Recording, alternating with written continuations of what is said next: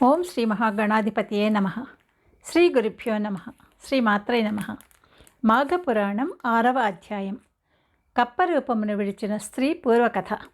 మునిశ్రేష్ఠ, నా వృత్తాంతమును తెలియజేయుదును, కాన ఆలకింపము. నా జన్మస్థానము గోదావరి నది సమీపమునందున ఒక కుగ్రామము. నా తండ్రి పేరు హరిశర్మ, నా పేరు మంజుల. నన్ను నా తండ్రి కావేరీ తీరవాసియగు జ్ఞానానందుడిని వానికిచ్చి పెళ్లి చేసెను. అతడు దైవభక్తుడు, జ్ఞాని, నిగర్వి.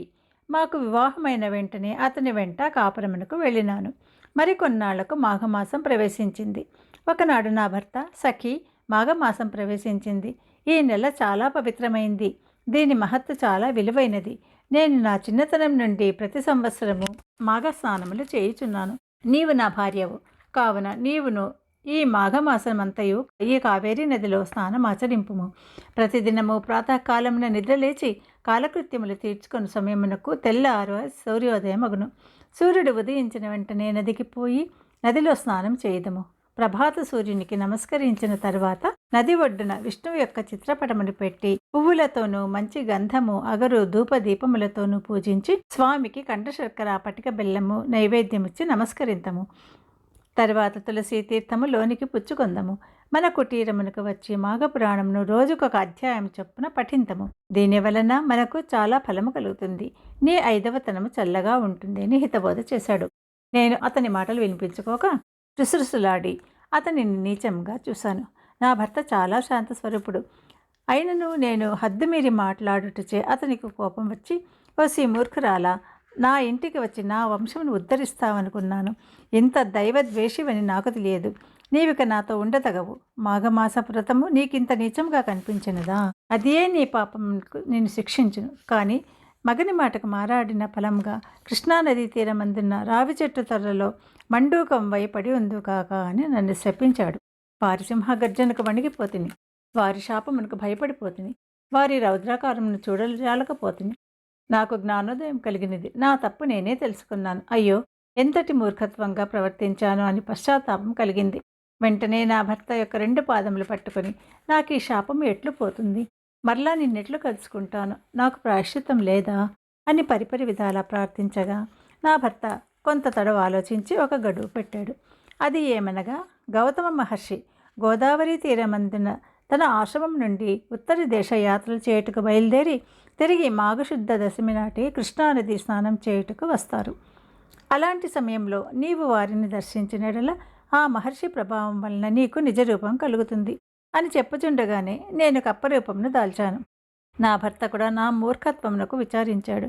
నేను కప్పరూపంతో గెంతుకుంటూ కొన్ని రోజులకు కృష్ణానది తీరాన ఉన్న ఈ రావి చెట్టు తొర్రలో నివాసం ఏర్పరచుకొని జీవించుచు మీ రాక కోసం ఎదురు చూస్తూ ఉన్నాను. ఇది జరిగి ఎంతకాలమైందో నాకు తెలియదు అని తన వృత్తాంతమును గౌతమునికి తెలియజేసింది. అమ్మాయి, భయపడకు. నీకు ఈ శాపం కలిగి 1000 ఏళ్ళు పైగా అయింది. ఇంతకాలము నీవు అనేక కష్టములు పడి జీవించావు. నీ భర్తయ్యను ఏకాంతంగా చాలా కాలం జీవించి హరినామ సంకీర్తనలు చేస్తూ మృతి నొందాడు. ఇప్పుడు అతడు వైకుంఠంలో ఉన్నాడు. నీవు నీ పతి మాటలు విననందున ఎంత కష్టపడినావో తెలిసింది కదా. మాఘమాస ప్రభావము అసామాన్యమైనది. సకల సౌభాగ్యములు, పుత్ర సంతతి, ఆరోగ్యము కలుగుటయే కాక మోక్ష సాధనము కూడా. నీకు ఈ మాఘమాస వ్రతము మించిన మరి ఒక వ్రతం లేదు. విష్ణుమూర్తికి ప్రీతి అయినది వ్రతం. నీ భర్త దూరదృష్టి గల జ్ఞాని. అతని గుణగణాలకు అందరూ సంతోషించేవారు. నిన్ను పెళ్ళి ఆడిన తర్వాత తన వంశాభివృద్ధి చేసుకొలవనని ఆశతో ఉండేవాడు. కానీ నీ వలన అతని ఆశలన్నీ నిరాశలైపోయాయి. నీ మూర్ఖత్వం వల్ల నీ భర్తకు కోపం కలిగి నిన్ను శపించవలసి వచ్చింది. నిన్ను నీళ్లలో స్నానం చేయమన్నాడు. నువ్వు చేయనన్నావు. అందువలన నీకు నీరు దొరకకుండా చెట్టు తొర్రలో జీవించమని శపించాడు. ఈ దినమున దైవ నిర్ణయముచే నీవు నా సమక్షంలో పడినందున నీ భర్త శాపం ప్రకారం మరలా నీ నిజ రూపమును పొందగలిగావు. అందున ఇది మాఘమాసము, కృష్ణానదీ తీరము. కాన మాఘమాస వ్రత సమయము నీకు అన్ని విధాలా అనుకూలమైన రోజు. అందుచే నీ వెంటనే శుచివై రమ్ము. స్త్రీలు కానీ పురుషులు కానీ ఈ సమయంలో ప్రాతకాలమున స్నానం చేసిన ఎడల విష్ణు సాన్నిధ్యాన్ని పొందుతారు. ఎవరైనా తెలిసి కానీ తెలియక కానీ మాఘశుద్ధ సప్తమి, దశమి, పౌర్ణమిలందును పాడ్యమి రోజునను నదీ స్నానం ఆచరించినడల వారి పాపములు నశించును. మాఘశుద్ధ పాడ్యమి నాడును అటులనే దశమి, ఏకాదశి, ద్వాదశి దినములలోనూ స్నానము చేసి శ్రీమన్నారాయణుని పూజించి పురాణ కాలక్షేపం చేసినడల శ్రీహరి సంతోషించి మనోవాంఛలు సిద్ధించినట్లు వరమిచ్చును.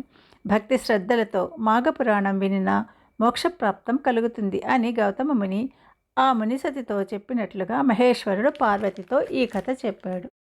రేపు 7వ అధ్యాయంలో కలుసుకుందాం. సర్వం శ్రీకృష్ణ అర్పణమస్తు.